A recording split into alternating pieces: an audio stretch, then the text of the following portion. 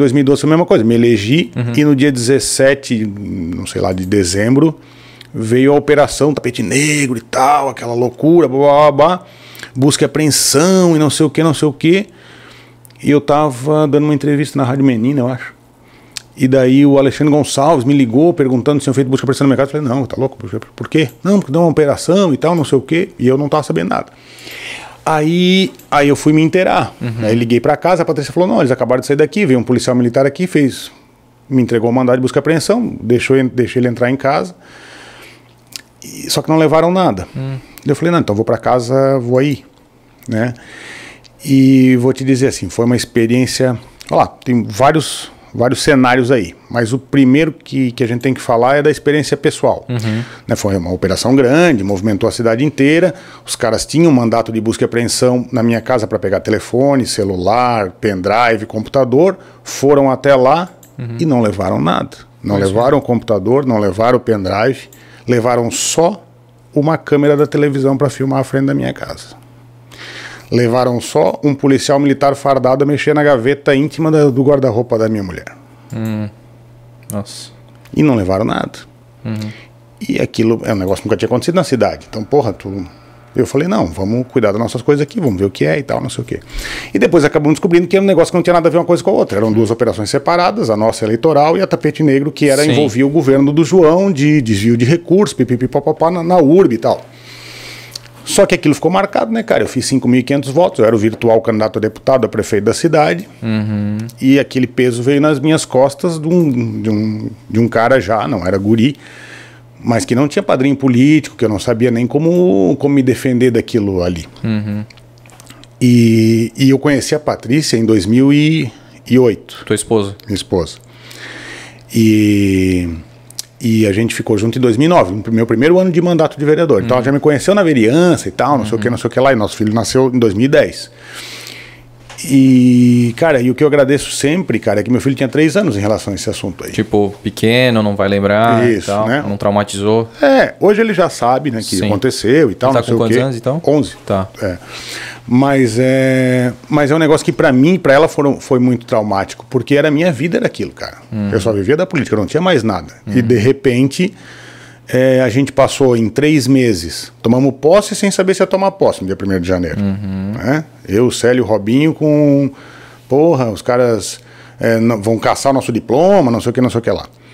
Aí, logo no começo do ano, um desespero danado pra fazer o julgamento. O promotor Tramontinha, que foi promotor do caso, né, foi absolutamente equivocado nas manifestações dele em rádio e tal. Ele foi desnecessário nos comentários de um processo que está em julgamento, ele promotor do caso, que ele falou nas rádios à época. Hoje a gente entende a motivação dele, mas à época não. E uma necessidade dos advogados de julgar rápido e tal, tinha um juiz substituto, botaram em julgamento, a gente foi cassado em primeira instância, mas não perdemos mandato. Fomos cassados, não perdemos mandato. Mas porque cabia recurso. Cabia recurso e tal. Foi a segunda instância, e isso demorou 1 ano. Só que, pô, tu não faz o mandato, né, cara? 5.500 votos, uma expectativa danada e, poxa, tu amarrado. Sim. Porque tu não sabe se vai, e também tem a própria questão de tu direcionar energia para se defender. E aí tem a questão mesmo hoje é um negócio absolutamente superado na minha vida, mas de amigo meu cruzar a rua para não me cumprimentar. O Almir Vieira teve aqui e falou a mesma coisa. Cara, eu não sou um cara discreto, né, bicho? Eu tenho 92, eu vou num restaurante, parava na frente da televisão, via aqueles caras falando de mim. O que me chamou muito, uma coisa que foi muito traumatizante para mim, naquele tempo que eu te contei de basquete, coisa, meu pai e minha mãe sempre trabalharam. Quem cuidava de mim era minha avó, a Oma. Então a Oma cuidou de mim a vida inteira, até eu desmamar, sair de casa lá para trabalhar em Timbó. Aí um dia, passado assim uns 45 dias da massiva malhação, porque eles misturaram tudo, eles botavam o Tapete Negro, era nós, não tinha nada a ver com aquilo, nosso negócio era o crime eleitoral lá. Eu fui caçado porque um assessor meu deu um óculos para um casal de crianças, um casal gêmeo de criancinha pequena que não enxergava, e ele estava sendo gravado porque ele era fiscal da prefeitura, e ele falou pra menina, olha, quem deu esse óculos foi o vereador Fábio. Eu via os caras da cadeira de roda rodo, semana por semana ali na Câmara de Vereadores, e tudo mais do que a gente pode imaginar, como acontece até hoje. E o motivo da minha cassação foi essa ligação, de um cara que era funcionário da prefeitura, eu sinceramente não sabia dessa situação, mas ele conheceu uma família que tinha um casal de crianças que não enxergava, ele deu um par de óculos para cada uma daquelas crianças e numa ligação a mulher ligou para agradecer ele, para estar no YouTube e tal. Ele falou, não esquece que quem deu esse óculos foi o vereador Fábio. E isso foi o motivo da minha cassação. Saquei. Né? Só que aí tinha lá Operação Tapete Negro junto, desvio na URB, não sei o que, não sei o que, e a turma dizia, não, o vereador Fábio estava metido no esquema do negócio da URB e tal, que no final das contas acabou também indo tudo pro... Nem abriu processo, né? Nem processo teve ou teve? Eu não me lembro se o da URB teve ou não, mas enfim, acho que a Operação Tapete Negro tem 11 processos, 7 civis e 4 criminais. Tá. Sabe quantas vezes eu sou citado nos processos civis e criminais da Operação Tapete Negro? Quantas? Chuta aí um número alto. 50? Nenhuma. Nenhuma. O meu nome não é citado na Operação Tapete Negro. Porra. Não é citado. O meu nome é citado só na operação eleitoral de possível compra de voto, captação da lista do sufrágio e tal, e no meu caso específico, qual da porra do óculos. Tá. Né? Mas por que misturaram, cara? Foi questão ali em política? Tem que perguntar pra quem misturou, né, bicho? Eu não sei por que misturaram. Pô, e eu lembro, cara, da época ali, jornal e tal, aí vinha sempre a foto, tu, Célio Dias, Robinho, pô, sempre ali aqueles cortes ali, a tua foto ali junto, cara. E não teve nunca citação nada do processo da Tapete Negro? O João fez esse site aí na eleição pra turma ver a tora do Tapete Negro, a estratégia dele de eleição, essa eleição que eu sequer participei, né? E ali tá. É só acessar lá, dar um Ctrl L, né? Como diz o Ciro Gomes, busca no Google, amigo, né? Dá um Ctrl L. Fábio Fiedler. E bota Fábio Fiedler naqueles processos e vê se aparece meu nome. Uma cerveja para cada nome que aparecer. Um pote de sorvete do Schmidt para cada nome que aparecer. Então, assim, porra, cara, e aquilo foi traumático para mim, assim. Pra Patrícia foi muito, né? Para mim foi muito, mas foi muito para os meus apoiadores. Cara, eu fiz 5.500 votos. Sim. E não era voto da igreja, entendeu? É voto de opinião. É o voto do Tuca, da eleição passada. É o voto que eu tinha, só que 5.500. De muita gente que sequer me conhecia. Mas, porra, um menino dedicado, trabalhou, olha só que mandato bacana e tal. Muito voto de opinião. Mesmo voto que o Napo também tinha voto de opinião. E aquilo foi pelo ralo, assim, né? E daí eu pensei, cara, que naba. Aí chegou no final do ano de 2012, no final do ano de 2013, a gente foi cassado em segunda instância e perdeu o mandato. Aí fomos afastados da Câmara. E daí, foi tu, foi o Célio Dias, o Robinho? Eu, Célio Dias e o Robinho. Isso. Tá. Que era quem estava no mandato. Os outros dois, o Almir e o... Eram suplentes? E o Braz Roncalho eram suplentes, exatamente. Ele não estava no mandato. Aí, cara, quando a gente foi cassado do mandato... Daí eu fiquei, porra, sem meu capital político e sem dinheiro. Sim. E tu não tinha uma empresa para voltar? Não tinha nada, tinha nada. E tinha toda aquela expectativa criada em cima de mim, vai lá, desde os meus parentes da família, né? Muitos que eu não conheço, que eu não tenho convívio, mas que diziam, pô, tem um Fiedler lá na Câmara de Vereadores que é meu parente, que é meu amigo. Até os cabos eleitorais de cada uma das regiões, cara, da cidade toda e tal. E para essas pessoas foi difícil. Porque da mesma forma que eu pedi voto para elas, elas pediram para os outros para eu fazer os 5.500 votos, entendeu? Então foi assim, porra, foi traumático para todo mundo. E tanto que eu era o autor, sou o autor da Lei Ficha Limpa na cidade. A lei que diz, quem tiver mandato e sofrer punição judicial em segunda instância nas áreas X, Y, Z, eleitoral, ambiental, pipipopopó, tá fora.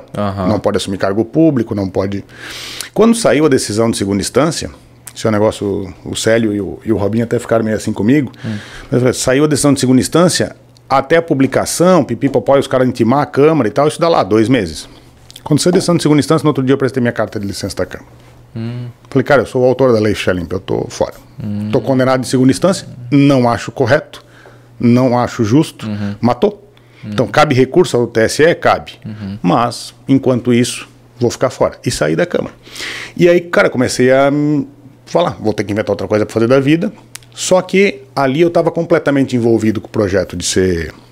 O sucessor do... Cara, eu queria ser prefeito da cidade. Meu objetivo era ser prefeito da cidade. Mas eu queria ir adiante, né, cara? Eu queria ser candidato a deputado e tal, não sei o que, não sei o que. E aí, cara, pô, 2013 inteiro...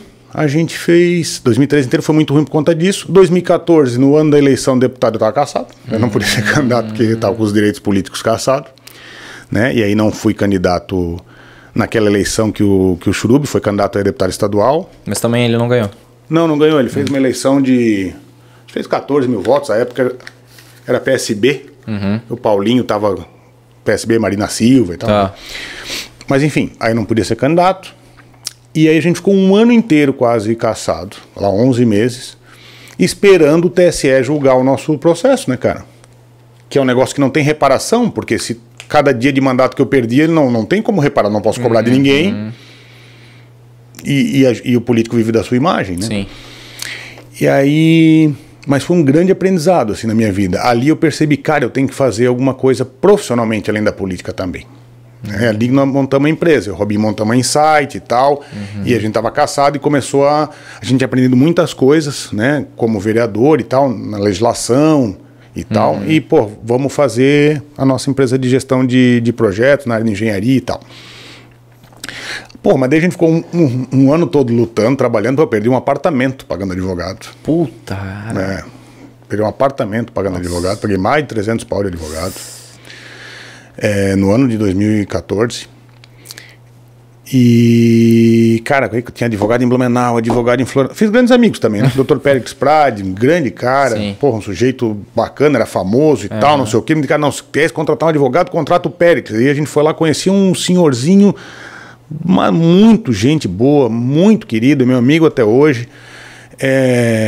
Porra, um grande cara. Conhecemos o Presoto, um baita advogado eleitoral também. Aí em Brasília contratamos advogado também. E tudo isso para quando ela foi fazer o julgamento, a ministra Maria Tereza. Que era da terceira instância daí. Lá em Brasília, já do TSE. Sabe quanto tempo durou o nosso julgamento? 7 minutos. Nossa. 7 minutos. Ela pegou... Dá para ver no YouTube também, se botar ali... Julgamento, Fábio Filho, TSE. Parece 7 minutos é o julgamento. Ela pegou, assim, li os autos do processo e tal, está claro que não foi dado amplo direito de defesa para os réus, anula esse processo. Tem todo o rito, e esse foi o despacho que ela deu. Anulou o processo, porque o que aconteceu? Eles, para a Operação Tapete Negro, fizeram 32 mil horas de gravação. Para acusar a gente, eles usaram gravações desta operação, por isso que eles misturaram tudo. Essa é a justificativa que eles dão para misturar tudo, porque o nosso processo já estava pronto, eles só divulgaram tudo no mesmo dia, mas as provas foram emprestadas. Isso é legal, pode emprestar prova. Só que daí, para a gente se defender, só tinha, no meu caso, só tinha ali aqueles 10 minutos de ligação, não tinha as 32 mil horas. Se eu tivesse acesso às 32 mil horas, eu podia mostrar o quão comum é o vereador cumprir o seu papel de vereador, de pedir para calçar uma rua porque a comunidade está pedindo. Eu ia mostrar isso tudo no processo. A gente não teve acesso às 32 mil horas de gravação. E isso viciou todo o processo. Só que nessa hora tua voz ninguém mais escuta. Tu não tem mais voz. E aí a ministra Maria Tereza fez esse julgamento. E aí, cara, beleza, voltamos pro mandato e eu fiz um baita mandato nos 2 últimos anos. Tu chegou a ficar os 2 anos, então ainda consegui esses 2 anos. Voltei, fiquei 3 anos dos 4. E fiz um baita mandato. Só que eu já estava com a empresa e eu já tinha decidido que... Não tinha comentado com ninguém, mas eu tinha decidido que eu ia passar um tempo estudando fora, que eu ia me reciclar, que eu ia sair, que eu ia tomar novos ares. Mas fiz um baita mandato. Só que vi uma eleição. Ali foi um outro erro. Eu citei alguns erros assim, que eu aponto como erros de trajetória, muito por não ter ninguém para me instruir. Mas deixa eu só fazer um parênteses antes de tu falar isso. Ou tu não tinha nada profissional, tu falou, né? Mas tu tinha um AP de 300 mil que tu precisou dar. Acho que um cara que consegue comprar um carro com 18 anos vendendo... Tu guardasse bastante dinheiro dessa época da vida pública aí, né? Não, cara, eu sempre tive uma vida simples. Olha só, quando eu entrei na prefeitura em 2008? Não, em 2005 com o João, porque eu fui da Praça do Cidadão. Isso. Vamos lá, que eu ganhasse 2.000. 1.000 eu comprei meu primeiro... Eu vendi a Kombi, que sobrou da eleição de 2004 que eu perdi. Dei de entrada na Frechal, na consultora Frechal, e fiz em... não me lembro se era 48 ou 60. entrada na Frechal, daqueles apartamentos deles e fiz o resto pedalar. Comprasse na planta, assim? Comprei na planta, isso. No final do primeiro mandato do João Paulo, eu tinha meu primeiro apartamento quitado. Tá. Né? Quando eu conheci a Patrícia, ela tinha um apartamento também. A gente brincou que a gente casou, juntou as escovas e os apartamentos. Né? E eu sempre levei muito a risca isso, assim, cara. O que eu ganhava, quando eu gastava, metade do meu salário era para gastar para coisas que eu poderia usufruir depois, seja meu carro, meu apartamento. A gente morava na escola agrícola num lugar simples, tu conhece ali. Então, assim, eu sempre dei muito valor a isso, a ter meu apartamento, a ter meu carro, a ter minhas coisinhas, porque eu sabia que não ia vir nada do céu, né? E meu pai e minha mãe, tem um apartamento na praia, tinha uma bela casa no final das contas, eles separaram, acabaram um ficando com uma coisa, com outra e tal. E a gente até ganhou alguma coisa, porque quando eles separaram, eles já botaram tudo no nosso nome, né? Aquela história de pai assim mais conservador, de não vamos cada um ficar com as suas coisas, não, já bota tudo no nome dos filhos já pra, sabe? Sim. Então, cara, isso foi traumático, assim, foi doído. Mas aí, cara, a gente nesses 2 últimos anos eu me dediquei muito no mandato. Fizemos o estatuto da micro e pequena empresa na cidade.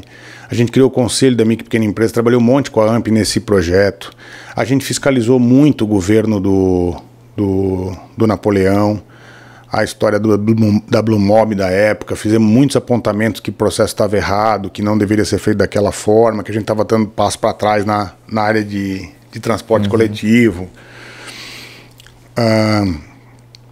E muitas ações assim relacionadas aí já mais a política pública, assim, mas eu tinha mais conhecimento e tal, e cuidando muito porque meu grupo me exigia participar da eleição de novo em 2016. E ali esse é o que eu ia te comentar, o erro que eu acho que eu não devia ter participado da eleição 2016, né? Porque daí eu vi uma eleição sair de 5.500 votos para 2.500, né? E esses 3.000 votos eram o voto de opinião da pessoa que não aceitava mesmo que eu fosse inocente e tal, comprovado, absolvido e tal, beleza, mas não aceitava votar num cara que teve...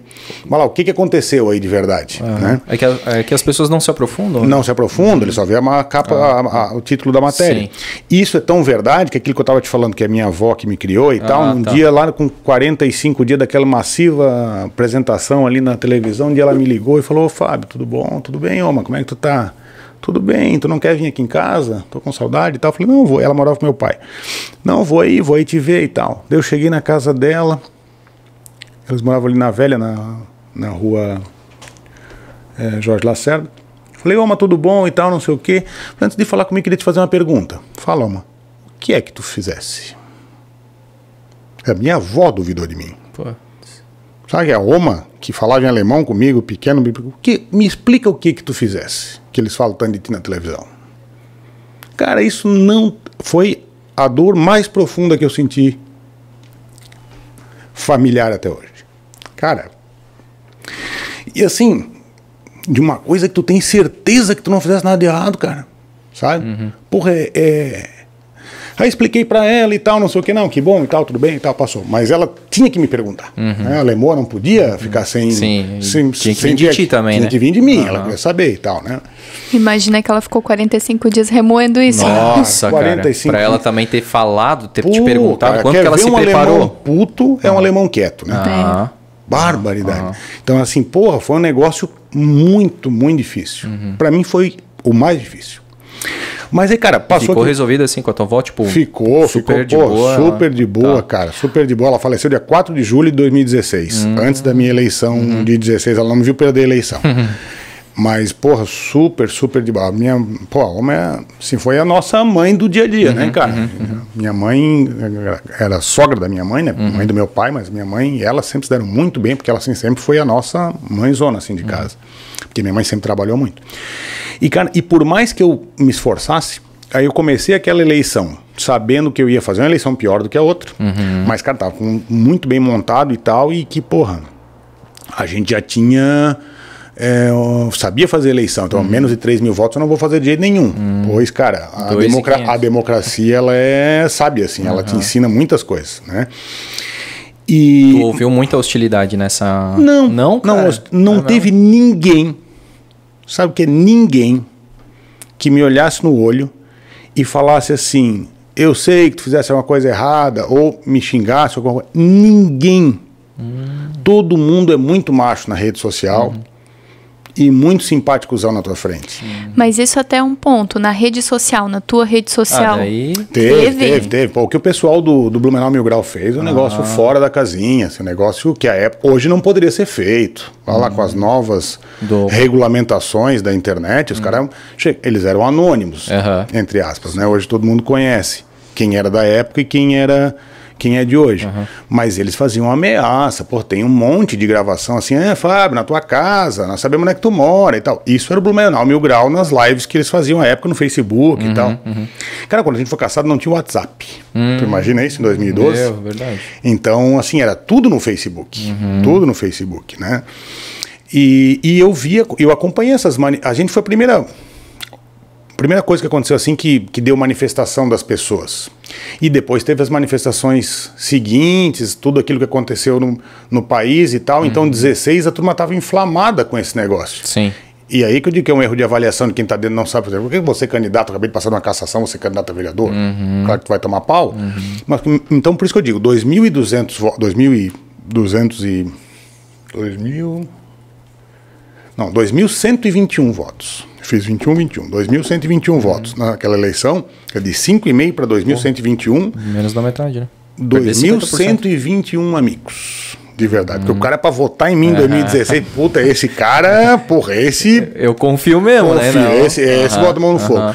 E isso é que faz parte da democracia, entendeu? E esse é o legal, é tu entenderes que o teu papel dentro daquele processo político, apesar de um erro estratégico de ser candidato, que não precisava ter sido, mas foi mobilizar para o teu partido, para as tuas ideias, para aquilo que tu representava, X pessoas, seja 100, como tem muitos candidatos que fazem, ou seja, 5.000, mas é o teu papel para aquele momento da democracia que a tua cidade está vivendo.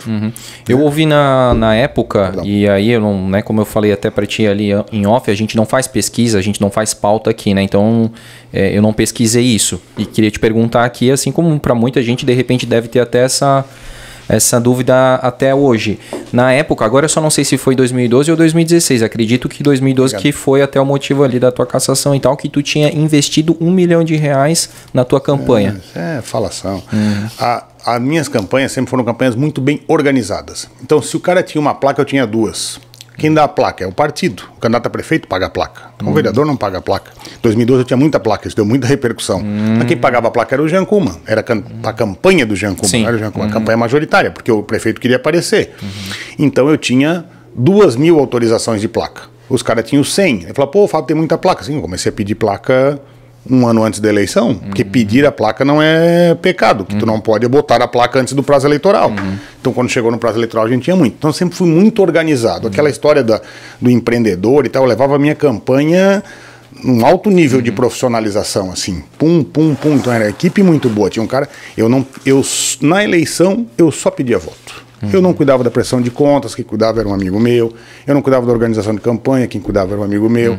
Eu não dirigia, um amigo meu, não, pode deixar que durante a campanha 3 meses eu vou te ajudar e tal. Ou alguém na época já era do gabinete daí que dava licença ligação, e tal. Parabéns, e aí, tudo bem, a agenda e tal. Então eu era muito punk nesse sentido. Isso dava a impressão que era uma campanha cara. Ela não era cara, ela era organizada. Saquei. Ela era organizada. E o resultado veio na urna. Porque ninguém consegue comprar 5.500 votos, não existe isso. Né? E ainda mais, isso tudo ainda está ratificado pela própria... Prestação de contas? Não, pelo próprio processo da Operação Tapete Negro. Se eu tivesse pedido eu fiquei grampeado 40 dias. Os caras reviraram minha conta bancária, meu imposto de renda, meu CPF, dos meus assessores, do pessoal da prefeitura, tudo. Então, se tivesse alguma compra de voto, apareceria ali, ou pelo menos num desses 11 processos aí do João. Então, assim, tá aí a tua resposta. Né? Se tivesse alguma coisa, tinha aparecido algum... E ficou no negócio do óculos ali, né? Não foi no negócio do 1 milhão que, né? Saquei. Ficou no negócio do óculos. Né? Mas, assim, uma dúvida, né? Essa questão do óculos, tu foi caçado, então, por isso? E isso, assim, o impacto disso, assim, como é que... eu não entendi essa ligação desse ponto com a questão esqueci o nome dela, Maria Tereza. Da última lá, da terceira instância. Dela, daí, naqueles 7 minutos. Então, isso daí não seria uma prova para cassação, digamos, é isso? Só para eu entender. Não, o que aconteceu foi o seguinte... meio que não dá oportunidade de ampla defesa, porque se tu não tem acesso a tudo, como é que tu... tipo assim, eles deram um negócio Pegaram uma ligação... Só que eles tinham muito mais para... Só que daí a parte da defesa não tinha, a parte da promotoria tinha, né? Isso. Imagina que a justiça ficou com as 32 mil horas e pôde pensar assim, isso aqui pode... Para botar, serve, né? Então isso aqui, para botar no teu serve. Isso aqui serve, isso aqui serve. É o que tu vai ter. Agora vamos deixar isso aqui do lado aqui, vamos pegar esses 3 aqui, vamos abrir o processo. Para tu te defender, só em cima desses aqui.